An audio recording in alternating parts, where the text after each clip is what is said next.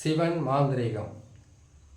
இந்த மாந்திரீகத்தில் மயான காளி மாந்திரீகம் செய்து ஒருவரை அழிப்பது இப்படித்தான். மயான காளி மாந்திரீகம். மயான காளி மாந்திரீகத்தில் நல்லதையே செய்ய முடியாது, கெட்டதை மட்டும்தான் செய்ய முடியும்.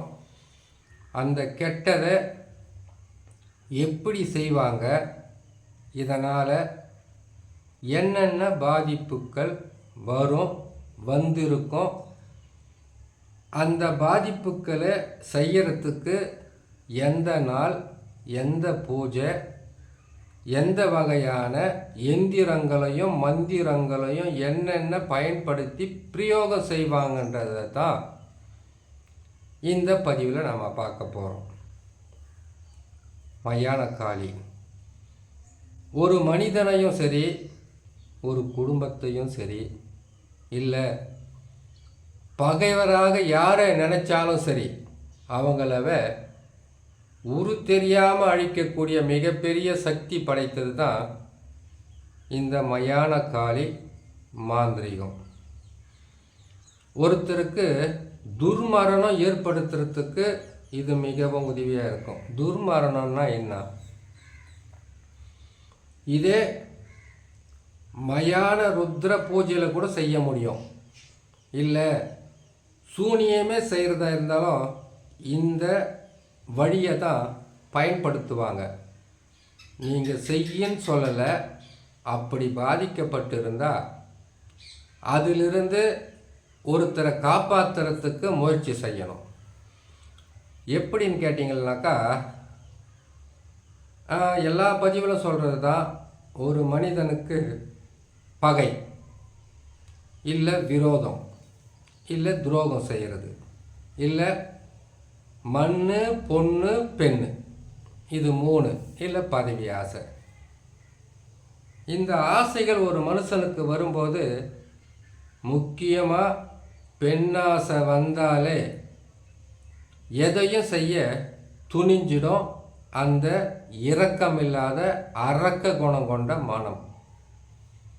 அப்படி இருக்கும்போது இந்த மயான காளி மாந்திரிகத்தை செய்யணும்னு கேட்டிங்களேனாக்கா, இதை செய்யக்கூடிய நாள் சனிக்கிழமையை தேர்ந்தெடுப்பாங்க. இதனுடைய பாதிப்புகள், மயான காளி மாந்திரிகத்தை செய்யணும்னா பகலில் செய்ய முடியாது. இதை காளியை யார் வணங்குறாங்களோ, காளியை காளி மாந்திரிகம் யாருக்கு முழுமையாக தெரியுமோ அவங்க செய்து மயானத்தில் புதைப்பாங்க, இல்லை எரிப்பாங்க, இல்லை செய்து கூட அப்படியே மற்றவங்கள பயமுறுத்துறதுக்காக விட்டுட்டு வந்துடுவாங்க. மிகவும் கொடிய பாதிப்புகளை தரக்கூடியது தான் இந்த மயான காளி மாந்திரீகம். எப்படின்னு கேட்டிங்கன்னாக்கா, நரக வேதனைகளை அவங்கள அனுபவிக்க வச்சு சிறிது சிறிதாக அவங்க உடலில் இருக்கக்கூடிய இரத்தத்தையும் உயிரையும் குடிக்கக்கூடிய கொடிய ஒரு மாந்திரீகம் தான் இந்த மாந்திரீகம். இதை சனிக்கிழமை தேர்ந்தெடுப்பாங்கன்னு சொல்லியிருக்கேன். இதுக்கு மாமிசம் கலந்த உணவு. சரி, எதுக்காக செய்கிறாங்கன்னு சொல்லிடுறேன். இது பகையால் செய்வாங்க, விரோதத்தால் செய்வாங்க, துரோகிகள் செய்வாங்க, மண்ணுக்காக செய்வாங்க, பொண்ணுக்காக செய்வாங்க, முக்கியமாக பெண்ணுக்காக செய்வாங்க. பெண்ணை அடையிறதுக்காக, இல்லை அவங்கள அழிக்கணுன்றதுக்காக செய்வாங்க. இது செய்கிறதால துர்மரணம் ஏற்படும். துர்மரணன்றது பார்த்தீங்கன்னாக்கா விபத்துக்கள் ஆகிறது. விபத்தாகி உயிர் போயிட்டா பரவாயில்ல, விபத்துக்கள் ஏற்பட்டு உடல் ஊனம் ஏற்பட்டு கொஞ்சம் கொஞ்சமாக அவங்க உயிரை குடிக்கக்கூடிய கொடிய ஒரு பாதகமான செயல் தான் இந்த மயான காளி மாந்திரீகம். இல்லை இந்த மாதிரி மண்ணையும் பொண்ணையும் பெண்ணையும் ஏமாத்திட்டாங்கன்ற ஒரு மன வேதனையில் கூட இப்படி செய்யறதுக்கு வாய்ப்புகள் அதிகமாக இருக்குது. இப்போது இந்த மயான காளி மாந்திரீகத்தை செய்யணுன்னாக்கா, முதலில் அவங்களுடைய ஃபோட்டோ, அவங்களுடைய பேர், ஃபோட்டோன்னா புகைப்படம், அவங்களுடைய பேர், அவங்களுடைய அம்மா பேர், அவங்களுடைய குலதெய்வம் பேர். சரி, இது எல்லாமே எனக்கு தெரியாது. சாதாரணமாக அந்த நபருடைய பேரும் போட்டால் மட்டும்தான் தெரியும். அம்மா பேர், குலதெய்வம் பேர் தெரியாதுனாக்கா பலன்கள் முழுமையான வெற்றியை கொடுக்காது. பலனே கொடுக்காதுன்னு சொல்ல முடியாது, பலன்கள் முழுமையான வெற்றியை கொடுக்காதுன்னு தான் சொல்லணும். இதை முதல்ல சேகரித்து எடுத்துக்கிட்டு இதுக்கு பூஜை விதிமுறைகள் பிரகாரம் பார்த்தீங்கன்னா சனிக்கிழமை இரவு நேரத்தில் இந்த பூஜையை ஆரம்பிப்பாங்க. இல்லை பகலில் செய்து இதை கொண்டு போய் ராத்திரியில் மயானத்தில் வச்சு புதைக்கிறது, எரிக்கிற வேலை செய்ய ஆரம்பிப்பாங்க. அவங்களுடைய புகைப்படம், அவங்களோட மற்ற காலடி மண் அப்படி இல்லைன்னு கேட்டிங்களானாக்கா அவங்களுடைய துணி, தலைமுடி அப்படியும் இல்லைன்னு கேட்டிங்களானாக்கா இது எதுவுமே அவங்களுக்கு கிடைக்கலன்னா புகைப்படமும் பேரை வச்சு செய்ய ஆரம்பிச்சிடுவாங்க. இதை செய்யறதுக்கு ஒரு கோழி, ஆணாக இருந்தால் சேவல், பெண்ணாக இருந்தால் பெட்ட கோழி. ஆணுக்கு செய்யணும்னா சேவல் கூவக்கூடாது, பெண்ணாக இருந்தால் அது கன்னி கோழியாக இருக்கணும். இதுதான் இதுக்குள்ளே இருக்கக்கூடிய ரகசியம். யாரை நீங்கள் கொடூரமாக அழிக்கணும், விபத்து ஏற்பட்டு தற்கொலை பண்ணிக்கிட்டு அவங்க உதிரத்தை சிந்தி நரக வேதனையை அனுபவித்து அழிக்கணும்னு நினைக்கிறாங்களோ அவங்களுடைய புகைப்படம் பேரை ஒரு செம்பு தகடு, காரிய தகடு, இரும்பு தகடு ஏதாவது ஒரு தகடில் அழிக்கிறதுக்கு உண்டான மந்திரங்களையும் அந்த சக்கரத்தையும் எழுதி, இதே போட முடியாது சக்கர மந்திரமெல்லாம், அதுக்குன்னு தனித்தனியாக இருக்குது சக்கரமெல்லாம். அந்த ஒரு சக்கரத்தை போட்டு அந்த பீஜத்தையும் அதுக்கு உண்டான அச்சாரத்தையும் எழுதி காட்டணுன்னா ஒரே பதிவு அரை மணி நேரம் ஆகும். அவ்வளவு கஷ்டம். அதெல்லாம் அந்த மனப்பாடமாக தெரிஞ்சால் கூட செய்கிறதுக்கு கஷ்டமாக தான் இருக்கும். அதை பார்க்குற பொறுமை யாருக்கும் இருக்காது. முதல்ல இதையெல்லாம் போட்டுக்கிட்டே வரலாம். இன்னும் எத்தனையோ பதிவு இருக்கிறதுனால ஒரே பதிவில் சீக்கிரமாக போட முடியாது. சரிங்களா? அந்த காரிய தகடு, இரும்பு தகடில் அதனுடைய பேரை எழுதி, அந்த சக்கரத்தை போட்டு அதில் பேரை எழுதி, அதுக்கப்புறமா 8 எலுமிச்சம்பழம், 8 முட்டை, அதுக்கப்புறம் கேட்டிங்கன்னா 8 மண் பாத்திரம் தனித்தனியாக பிரிப்பாங்க. சரி, 8 எதுக்காக என்ற கேள்வி வரும். ஒரு மனுஷன் 6 அடி மனுஷனாக இருக்கட்டும், 6 அடி பெண்ணாக இருக்கட்டும், 5 அடி பெண்ணாக இருக்கட்டும், 4 அடி ஆண் பெண் யாராக இருக்கட்டும், 3 அடியே இருந்தால் கூட அவங்களுடைய கைகள் யார் எத்தனை அடியாக இருந்தாலும் சரி, அவங்களுடைய கையில் அவங்க உச்சந்தலையிலிருந்து அவங்க ஜான் கணக்கில் அளந்துக்கிட்டு வந்தாங்கன்னாக்கா எஞ்சான் உடம்பு தான் ஒரு மனிதனுக்கு. அது எத்தனை அடியானா இருக்கட்டும் அவங்க ஹைட்டு, அவங்களுடைய சொந்த கையில் அவங்க நீங்கள் கூட இப்போ மாந்திரிகத்தை கற்றுக்கணும்னு ஆசைப்படுறீங்களா? உச்சந்தலை அதை கேட்டீங்கன்னாக்கா உச்சின்னு சொல்லுவாங்க. ஒரு குழந்தை கருவுறும்போது தாயினுடைய உணவை அது எடுத்துக்கொள்ளக்கூடிய இடம் உச்சந்தலையிலிருந்து தான், தொப்புள் கொடி வழியாக அது உச்சந்தலையிலேருந்து பயன்படும். இன்னும் நிறைய ரகசியம் இருக்குது, தனியாக சொல்லலாம். அங்கேருந்து கணக்கிடும்போது நீங்கள் அளந்துக்கிட்டே வந்தீங்கன்னாக்கா எஞ்சான் உடம்பு தான் இருக்கும். இந்த எஞ்சான் உடம்பை ஒரு உருவ பொம்மையை செய்து எந்த இடத்துல ஊசியை கரெக்டான மந்திரத்தங்களை சொல்லி குத்தினாக்கா அந்த இடம் செயல்படாத அளவுக்கு அவங்களுக்கு பாதிப்பை கொடுக்க முடியும். அதுக்கு பேர் தான் அஷ்டகர்மம். 2 ஜானில் குத்துறாங்கன்னு கேட்டிங்கன்னா கரெக்டாக நெஞ்சு குழியில் தான் குத்த வேண்டியதாக இருக்கும். ஒரே ஜானில் குத்துறாங்கன்னு கேட்டிங்கன்னாக்கா அவங்களோட தொண்டை குழியில் குத்தலாம். ஒரு மனிதனுக்கு எத்தனை தரித்திர குழி இருக்குது, எத்தனை அவங்க தினமும் செயல்படுத்தி அவங்க வாழ்வதற்கு உண்டான உணவை உட்கொள்ளுவது, மல ஜலம் கழிப்பதுன்னு பல வழியில் இருக்குது. அப்படி அந்த எஞ்சான் உடம்பில் எங்கே குத்துறாங்களோ ஊசி, எங்கே குத்துறாங்களோ முள், எங்கே குத்துறாங்களோ அந்த இடத்துல செயல்பட முடியாமல் தடுத்து நிறுத்தக்கூடிய சக்தி ஸ்தம்பன மாந்திரிகத்துக்கு கொடுத்துருக்காங்க. பேதனத்துக்கும் கொடுத்துருக்காங்க, மாரணத்துக்கும் கொடுத்துருக்காங்க, வசியத்துக்கெல்லாம் அப்படி கொடுக்கல. சரி, இந்த மயான காளிக்கிட்ட வந்துடலாம்.